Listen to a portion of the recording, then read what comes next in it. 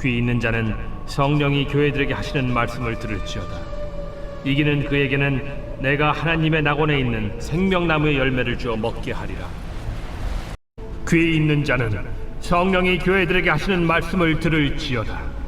이기는 자는 둘째 사망의 해를 받지 아니하리라. 귀 있는 자는 성령이 교회들에게 하시는 말씀을 들을지어다. 이기는 그에게는 내가 감추었던 만나를 주고 또 흰 돌을 줄 터인데 그 돌 위에 새 이름을 기록한 것이 있나니 받는 자밖에는 그 이름을 알 사람이 없느니라.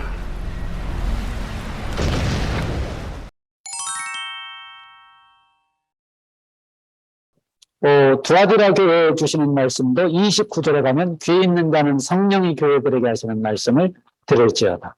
3장 6절에도 귀 있는 자는 성령이 교회들에게 하시는 말씀을 들을지어다. 계속해서 귀 있는 자는 성령이 교회들에게 하시는 말씀을 들을지어다. 이렇게 권면하고 있습니다. 아주 매우 강한 어조인 것으로 느껴집니다. 이것은 교회뿐만 아니라 우리 개인의 삶도 마찬가지입니다. 사실 우리 개인이 모인 것이 교회 아닙니까? 교회에게 주시는 말씀이지만 또 우리 각 사람에게 주시는 말씀이기도 합니다. 우리 각 사람도 개인도요, 성령이 우리에게 하시는 말씀을 들어야 합니다. 성령이 하시는 말씀에 귀를 기울이고 듣고 또 순종해야 합니다. 성령이 하시는 말씀에 귀를 기울이고 순종했던 교회가 사도행전에 보니까 안디옥 교회입니다. 그렇죠? 우리가 안디옥 교회도 한번 살펴봤습니다만 그들은 성령이 하시는 말씀에 순종했어요. 주를 섬겨 함께 금식하며 기도할 때 성령이 그들에게 바나바와 사울을 따로 세우라 그러니까 이 말씀에 순종해서 이걸 순종하기 어려운 내용이에요. 사실은. 그러나 그들이 성령의 음성에 순종해서 바나바와 사울을 선교사로 파송을 합니다. 그것이 사도행전의 이야기입니다. 그들은 성령의 말씀에, 성령이 말씀하시는 것에 대하여 지체하지 않고 순종했습니다. 자, 우리는 그러면 이제 이런 생각을 할 수 있어요. 아, 성령께서는 오늘도 말씀하시는가? 오늘도 우리 교회에 말씀을 하시는가? 당연하죠. 여러분, 우리가 언제부터인가 성령의 음성에 귀를 기울여야 하는데, 우리가 좀 여기에 있어서 조금 소홀히한 것 같아요. 여러분, 우리가 성령의 음성에 귀를 기울여야 하는 이유가 뭐냐? 제가 한번 가만히 생각하니까, 여러분, 우리가요, 아무리 과학이 발달했다고 하더라도, 여러분, 우리가 약간만 방심하면 실수합니다.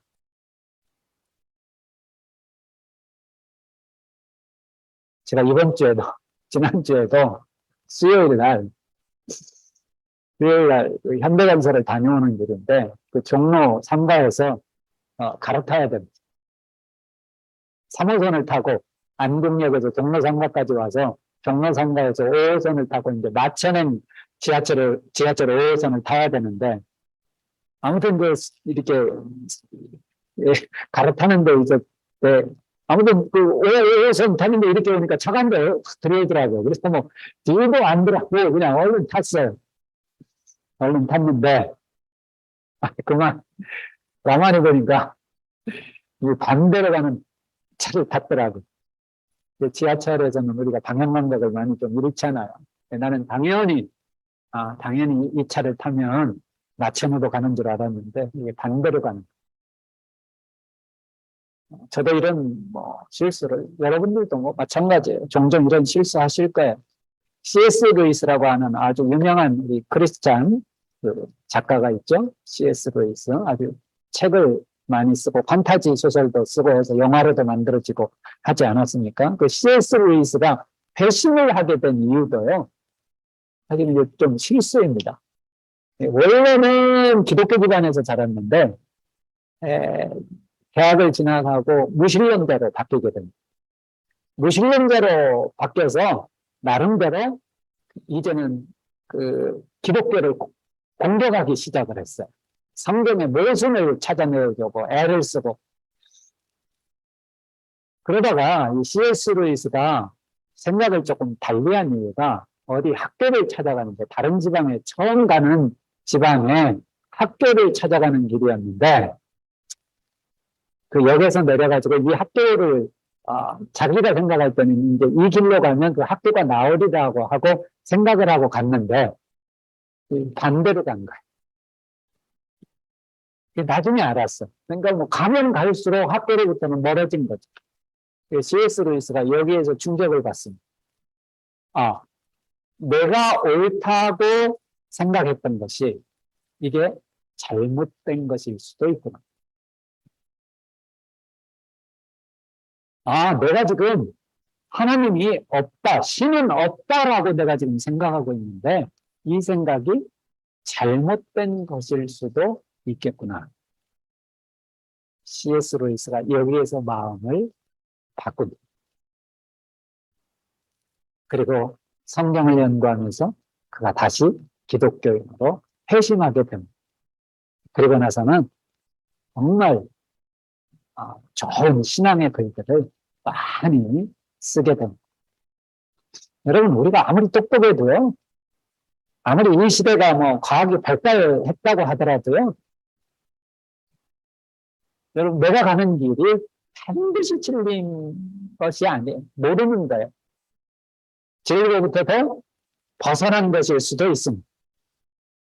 예수님께서 요한복음 16장 13절에서 이렇게 말씀하셨어요. 진리의 성령이 오시면, 성령님께서 오시면, 성령님께서 하시는 중요한 사역 가운데 성령님의 그 사역이 뭐냐? 너희를 모든 진리 가운데로 인도하실 것이다. 너희를 모든 진리 가운데로 인도하시리니 그가 스스로 말하지 않고 오직 그들은 들은 것을 말하며 장래 일을 너희에게 알리시리다. 중요한 건데 진리 가운데에 너희를 인도하신다. 진리 가운데로 인도하신다. 성령님께서 하시는 가장 중요한 사역 가운데 하나가 뭐냐? 우리를 진리 가운데로 인도하신다는 거예요. 여러분, 그래서 우리가 성령의 인도함을 받아야 합니다. 내가 진리 가운데 서 있으려면 성령의 인도함을 받아야 돼. 그래서 로마서에서도 바울은 그렇게 얘기합니다. 하나님의 영으로, 성령님이죠. 하나님의 영으로 인도함을 받는 사람이 하나님의 자녀다. 무릇 하나님의 영으로 인도함을 받는 사람은 곧 하나님의 사람이라. 여러분, 오늘날 우리도 내가 하나님의 사람이라면 성령님의 인도함을 받아야 합니다. 성령님의 인도함을 받으려면 성령의 음성도 들어야죠. 성령이 말씀하시는 것 들어야죠. 그렇다면 아까 제가 말씀드린 대로 이 시대에도 성령님은 여전히 말씀하실까요? 우리도 성령님의 음성을 듣고자 애를 써야 할까요? 당연합니다. 오늘 우리도 성령의 음성에 귀를 기울여야 합니다. 그런데 보면은 성령의 음성을 들으려고 잘 하지 않는 것 같아요. 안디옥교회는 분명히 성령이 말씀하시는 것을 듣고 바나바와 사울을 파송했는데 물론 교회들이 성령의 음성을 들으려고 애를 쓰지 않는 것 같아요. 개인적으로도 그렇습니다. 분명히 오늘 말씀을 보면 소아시아 7교회 공통적으로 하시는 말씀이 성령이 교회들에게 하시는 말씀을 들을지어다. 하나의 교회도 예없이 권면합니다. 그렇다면 성령께서 분명히 말씀하신다는 이야기인데, 그리고 지금 성령께서 하시는 말씀을 잘 들으라는 의미일 텐데, 오늘날 개인적으로도 그렇고 이런 공동체적으로도 성령의 음성에 잘 귀를 기울이지 않는 이유가 있는 것 같아요. 첫 번째는 익숙하지 않기 때문에 그렇습니다. 그렇죠. 예수 믿기 전에 우리가 하나님의 음성을 듣는다. 이거 익숙하지 않은 것이죠. 신앙생활을 하면서도 마찬가지죠. 여러분, 그러나 우리가 사람의 언어를 배우는데 또 우리 어린아이들이 듣는데 또 말하는데 그냥 한순간에 되는 게 아닙니다. 굉장히 많은 시간이 필요합니다. 또 연습도 필요하고요. 저는 우리가 성령의 음성을 듣는 것도 마찬가지라고 봅니다. 그냥 뭐 어느 한순간에 이렇게 완전하게 이렇게 들을 수 있는 게 아니라 많은 연습이 필요한. 두 번째 이유는 성령의 음성에 잘 귀를 기울이지 않는 이유가 굳이 내가 판단할 수 있다라고 내가 진리를 판단할 수 있다. 내가 옳고 그름을 판단할 수 있다. 이런 생각 때문에 그러는 것 같아요. 굳이 뭐 내가 성령님의 인도함을 받지 않아도 나는 진리 가운데로 갈 수 있어. 나는 진리의 길을 갈 수 있어. 굳이 성령님의 도움을 필요로 하지 않다고 생각을 합니다. 그리고 또 하나, 세 번째는 특히 이제 오늘날 이 공동체, 교회 같은 경우 이 교회를 어떻게 운영하는가에 대한 법을 갖고 있습니다. 예, 우리 대한예수교 장로회 같은 경우는 그 대한예수교 장로회 총회에서 교회는 이렇게 운영을 해야 된다라는 헌법이 있어요. 그래서 무슨 일이 생기면 어떤 문제에 당면하면 가장 먼저 생각하는 것이 뭐냐면 헌법 체계는 어떻게 되어 있지?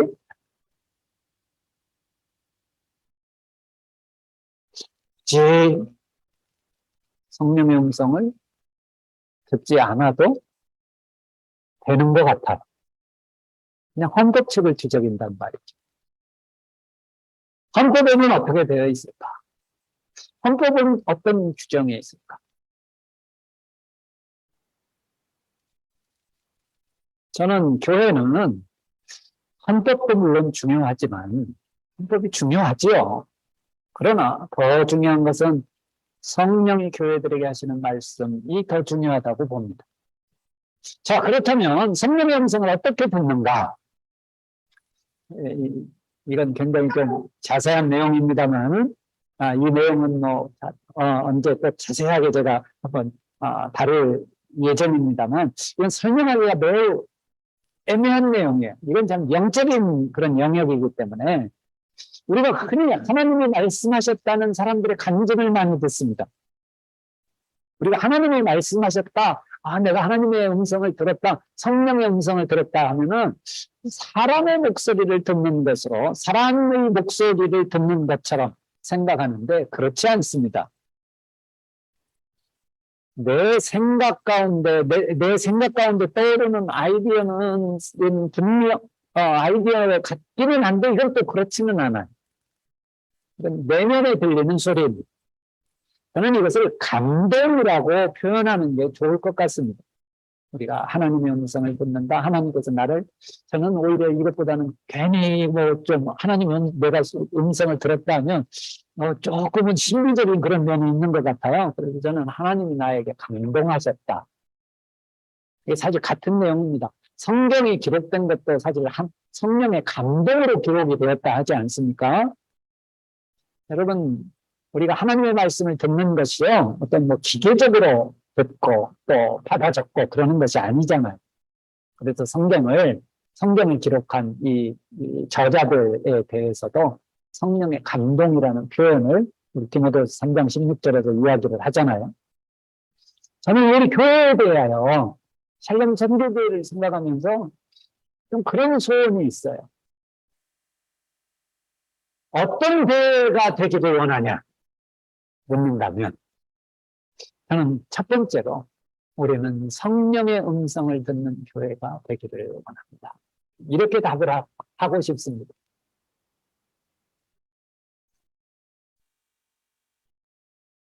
우리는 성령의 음성을 듣고 성령이 말씀하시는 것에 대하여 순종하는 교회입니다.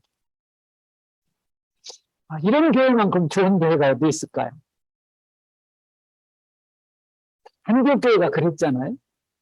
그리고 지금 계시록 7교회를 향하여 공통적으로 지금 도전하고 권하고 하는 것이 뭐예요? 성령이 교회들에게 하시는 말씀을 들을지어다. 잘 안 하니까, 잘 안 들으니까, 둘 중에 하나인 것 같아요. 잘 안 들으려고 하니까 들으려고 하는 거고, 또 그만큼 중요한 것이기 때문에 또 이렇게 또 반복해서 이야기하는 것 같습니다. 여러분, 성령께서 교회를 향하여 또 개인적으로도 마찬가지입니다. 주로 언제 말씀을 하시느냐? 이게 신비적인 것이 아니라 성령께서 대부분 말씀하시는 것은 우리를 가장 첫 번째는 우리를 진리 가운데로 인도하신다고 그랬잖아요. 우리를 진리 가운데로 인도하시는데 우리가 진리 가운데로 제대로 된 길을 잘 가고 있으면 성령님께서 굳이 개입하실 필요가 없습니다. 우리가 방향을 잘못 잡고 있을 때, 길을 벗어나고자 할 때가 대부분이라는 거예요.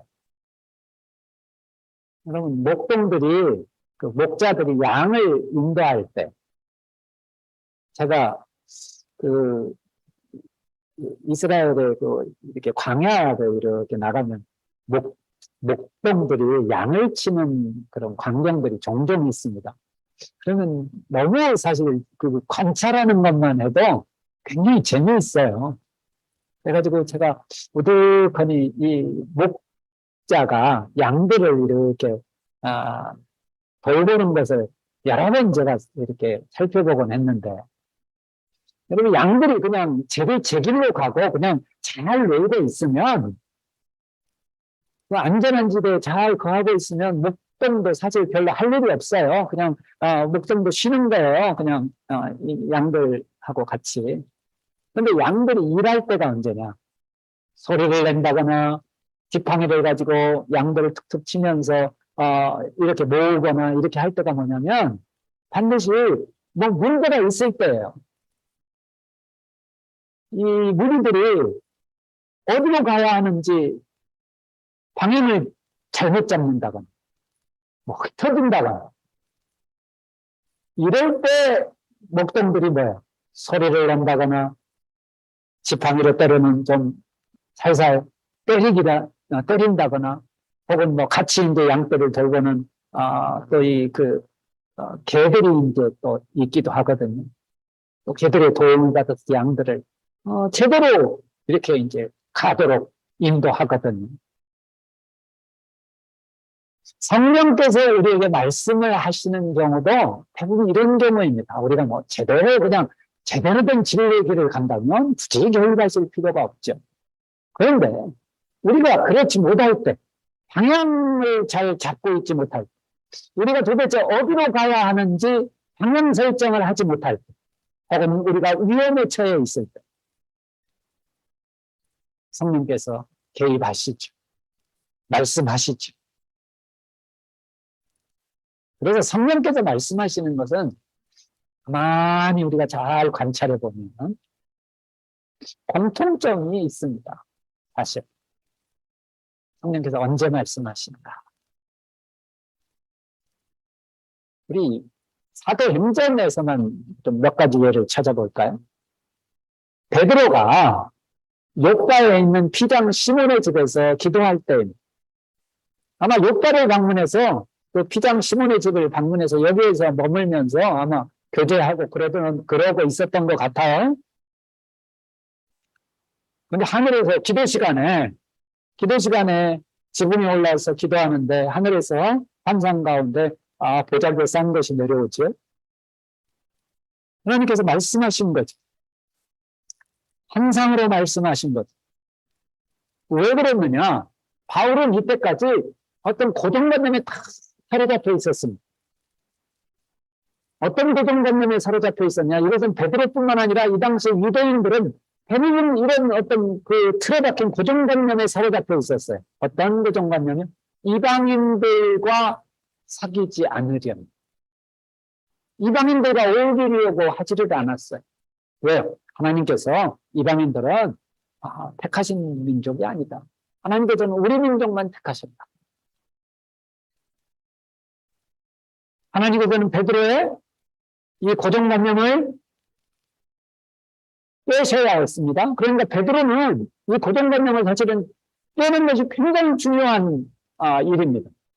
사도행전에서 이 베드로가 겪은 이 일은 굉장히 중요한 터닝 포인트죠.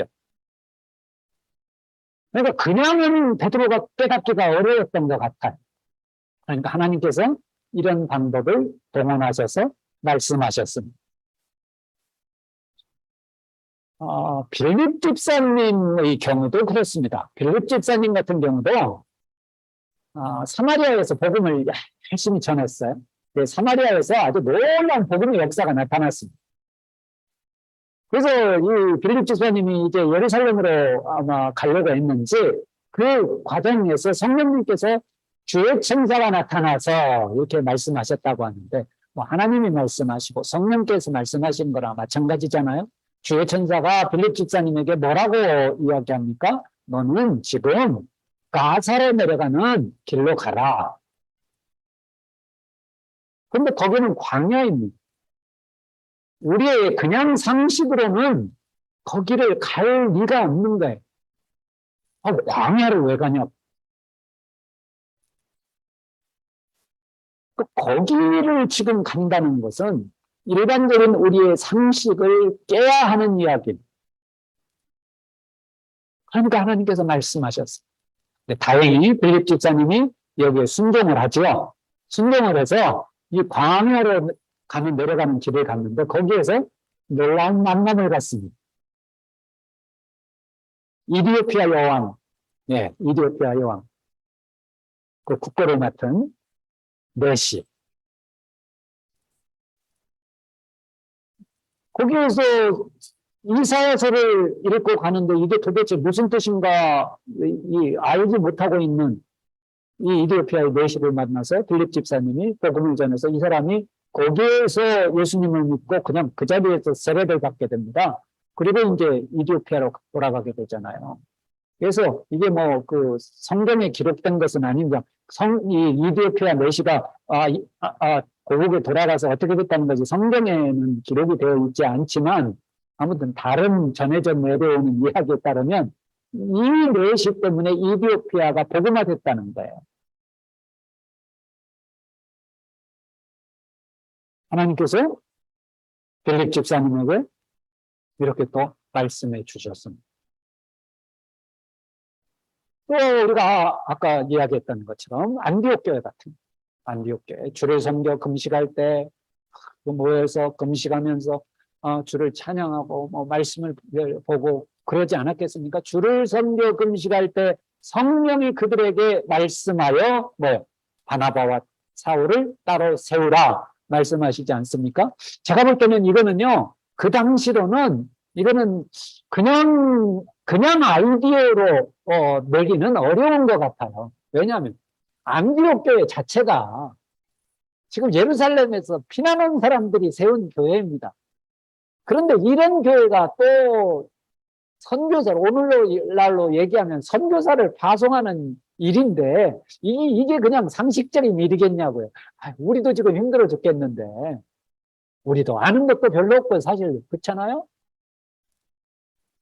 그래서 부족해서 뭐예요? 예루살렘 교회에서 바나바가 내려오고 바나바도 고향 다소에 있던 사울을 데리고 와서 함께 이 안디옥 교회 교인들을 가르치지 않습니까? 그런데 성령께서는요, 이 교회의 가장 중요한 사람들이라고 할 수 있는 두 사람, 바나바와 사울을 보내라는 것. 이것은 그냥 상식적으로 생각하면 일어나기 어려운 일입니다. 그러니까 이걸 보면 성령께서 주로 말씀하시는 경우가 언제인가? 성령께서 말씀하시는 내용의 대부분은요, 우리가 쉽게 생각할 수 없는 그런 일들입니다. 크게 두 가지인데 성령께서 말씀하시는 거 보면, 첫 번째는 환란이 일어날 것에 대해서 사실 많이 말씀하십니다. 나는 성령의 음성을 들어야지, 나는 하나님의 음성을 들어야지. 그러면 사실 각오를 하셔야 돼요. 성령께서 하시는 말씀은 가만히 보니까 주로 어떤 내용을 말씀하시느냐, 환난 당할 것에 대해서, 어려움 당할 것에 대해서 주로 말씀하세요. 바울에 대해서도 바울이 많은 예언을 듣죠. 바울도 가만히 보니까 예언 들은 게 뭐예요? 너 앞으로 어려움 당할 거야, 환난 당할 거야, 이 얘기 듣잖아. 예수님께서 베드로에 대해서도 베드로의 장래일에 대하여 말씀하시는데 그 좋은 말씀, 좋은 얘기 안 하셨어요. 너 인생 평탄할까 얘기 아니라 너 지금까지는 네가 원하는 대로 뛰뛰고 너 원하는 대로 이렇게 다녔지만 이제 그렇지 않고 사람들이 너를 띠띠우고 너가 원치 않는 곳으로 데리고 다닐 거야. 이것은 베드로가 어떠한 죽음을 당할 것인가를 말씀하신 것이라고 그러잖아요. 아가보라고 하는 선지자가 안디옥 교회에 내려와 가지고 예언을 해줬습니다. 뭐에 대해서 얘기해 줬어요? 천하의 흉년이 들리라. 구약 전체를 놓고 보면 구약에 많은 선지자들이 등장을 합니다. 구약에 많은 선지자들이 등장을 해서 하나님의 말씀을 전해요. 뭐 선지자들은 하나님의 말씀을 증거하는 일을 하는 사람들이니까. 그런데 구약의 선지자들이 다 하나님의 말씀을 전한 게 뭐에 대해서 전했냐? 제가 이따 이제 강의 이제 하겠습니다만은 아수르에 의해서 멸망할 것이다. 바벨론에 의해서 멸망할 것이다. 환란을 당할 것에 대해서 예언함.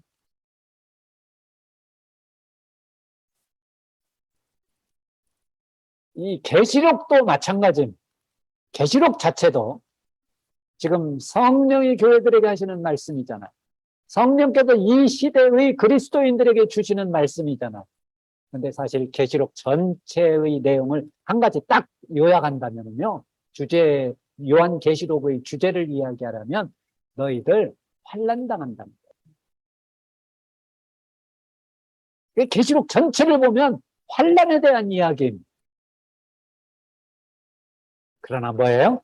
너희들이 환난을 당하더라도 낙심하지 말아라. 너희들 뒤로 물러서지 말아라. 너희들 이 환난 가운데도 너희들의 믿음을 놓치지 말아라. 승리해라. 이기는 자가 되라. 이 얘기 아닙니까?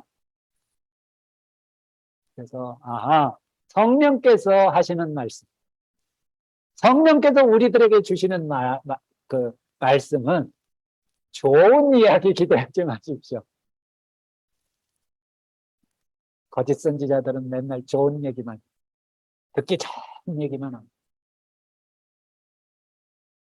그러나 참된 선지자들은 그렇지 않더라고요. 그리고 성령께서 하시는 말씀은요, 또 하나는 뭐냐면 굉장히 창조적인 일을 위하여 말씀하십니다. 우리가 그냥 쉽게 생각할 수 있는 그런 것이 아니라 정말 혁신적인 것을 우리가 깨달아야 할 때 성령께서 말씀하십니다. 베드로 같은 경우가 그렇잖아요. 하나님께서 이방인도 사랑하시는구나. 하나님께서 이방인도 구원하셨구나. 이거는 그냥 생각하기가 어려운 문제였어요.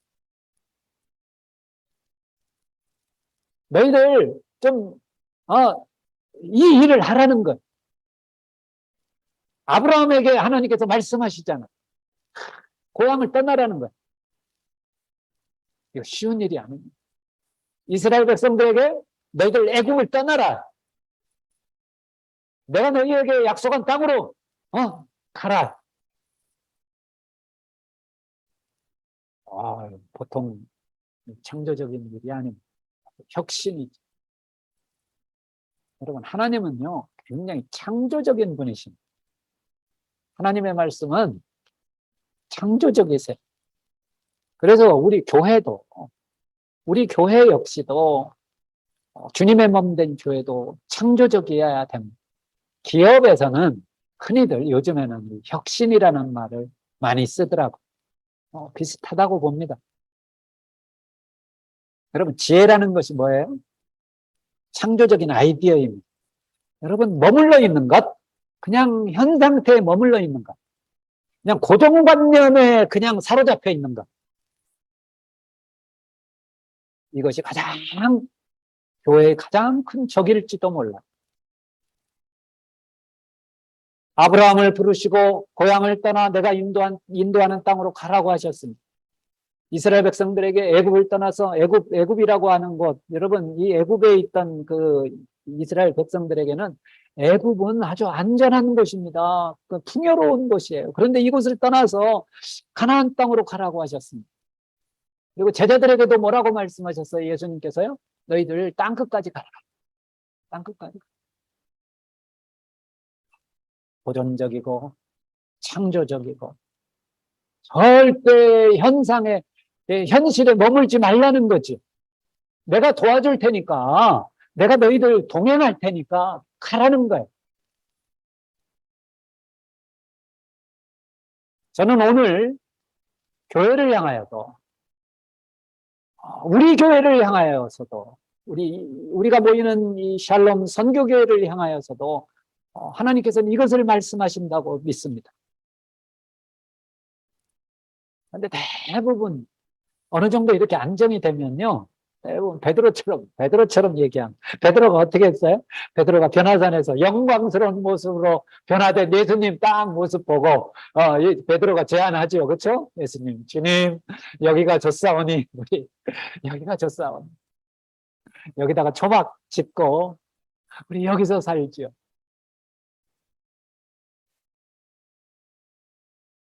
안주하지.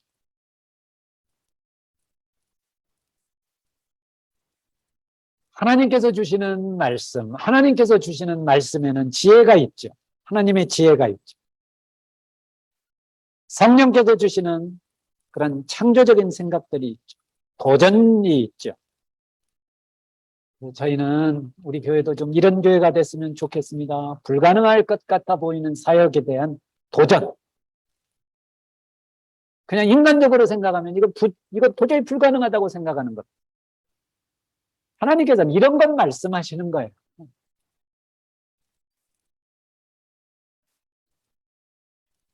제가 가만히 생각해 봤더니, 우리 교회는 정말 창조적인 교회. 우리는 정말 하나님의 음성을 들어야, 성령의 음성을 들어야 하는 교회. 지금까지는 아무튼 그런 대로 이렇게 우리의 생각을 뛰어넘어서 정말 이렇게 온 것 같아요. 예배만 해도 그렇습니다. 예배. 참 우리가 이런 예배를 드릴 수 있다는 것, 참 이전엔 상상하지 못했던 일입니다. 아무튼 우리는 시도하고 있잖아요. 지난주에도 이 위도에서요. 우리 장로님 같이 가셨으면 좋았을 텐데. 창문만 딱 열면 바다가 보인다니까요. 갯벌이 보이고 섬이 보이고. 야, 파도 소리가 들리고.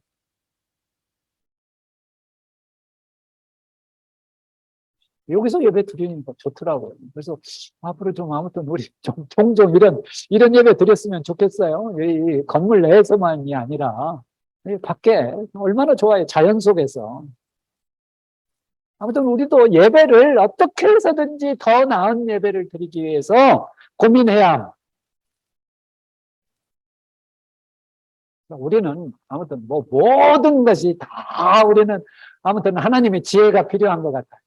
하나님의 말씀을 들어야 돼. 우리가 교회 가는 것도 이제 이번 주에 우리 제자선교회 수련회 우리도 이제 같이 함께 합니다만은 지금은 이제 요번에는 이제 처음이니까 이제 우리도 서툴고 합니다만은 아무튼 다른 기관과 같이 협력하고 이렇게 이용할 수 있는 거죠.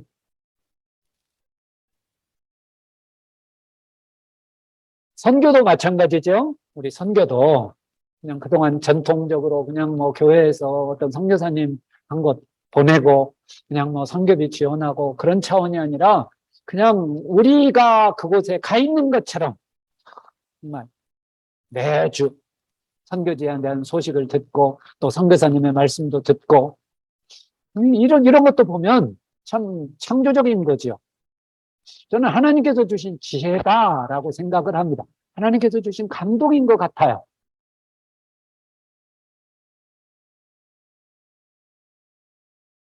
제가 이번 주에 이 문제를 가지고 사실은 좀 고민하고 기도하고 주님의 지혜를 구했습니다. 지금 이 시대는 전도하기가 너무나 어려운 시대입니다. 날도 덥고요. 지금 전도지 들고 나와가지고 지나가는 사람 붙들고 전도지 주면서 교회에 나오라고 그러면 욕 먹을 거예요. 하나님, 우리 교회는, 우리 샬롬 선교교회는 어떻게 전도를 해야 되나?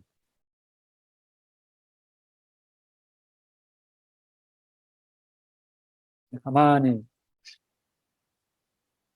기도하고 주님께 지혜를 구했는데, 우리가 처음 타켓으로 삼았던 것은 우리는 교회 안 나가는 사람들 많으니까, 가난한 교인들 많으니까 이것만 생각했었는데, 그게 아니라 이 시대에는요, 구조적으로 교회를 주일날 이렇게 나가기가 어려운 사람들이 꽤 있습니다. 크게 두 부류가 있는데, 한 부류는 어떤 사람들이냐? 직장 생활하는데 서비스업에 근무하는 사람들.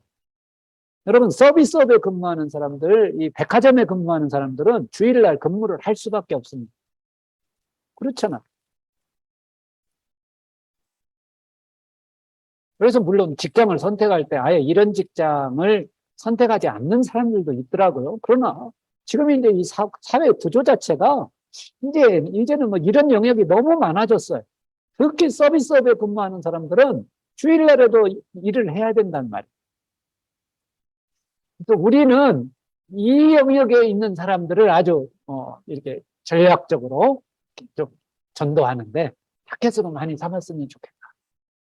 두 번째, 아픈 사람. 아픈 사람들.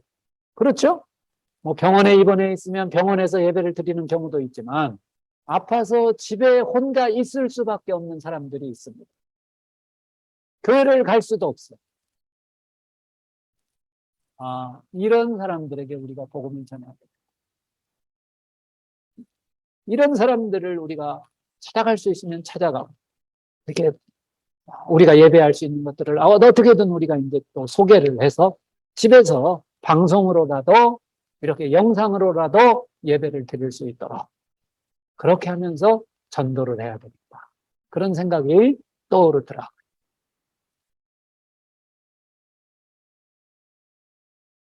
여러분, 오늘도 여전히 우리는 하나님의 음성을, 성령의 음성을 들어야 합니다. 우리는 성령의 음성을 들으려고 귀를 기울여야 합니다. 이게 교회지. 우리가 다 할 수 있다. 주님의 도움이 더 이상 필요 없다. 우리가 왜 기도하겠어요? 오늘은 이 두 가지, 제가 두 가지 제목으로 말씀드렸습니다. 성령의 음성을 듣는 교회, 창조적인 교회. 다음 시간에는 이거 좀 제가 한 5가지 정도 이렇게 생각을 했었는데 나머지 부분은 다음 시간에 또 연결해서 우리가 꿈꾸는 교회 2에서 설교를 한번 더 하도록 하겠습니다. 우리 한번 기도하겠습니다. 하나님 아버지, 성령이 교회들에게 하시는 말씀을 들을지어다. 오늘 이 말씀을 갖고 또 함께 은혜를 나누었습니다. 하나님 아버지, 이 시대에도 여전히 교회들을 향하여 성령께서 말씀하시는 줄로 믿습니다. 우리의 귀를 기울이며 우리의 마음을 모아 성령의 감동하심을 입기를 원합니다. 우리가 성령의 인도하심을 받기를 원합니다. 성령의 음성을 듣고 성령의 음성에 순종하는 저희들 될 수 있기를 원합니다. 우리 힘으로 하는 것이 아니라 성령님의 도움을 받아 나아갈 수 있기를 원합니다. 감사하며 예수 그리스도 이름으로 기도하옵나이다. 아멘.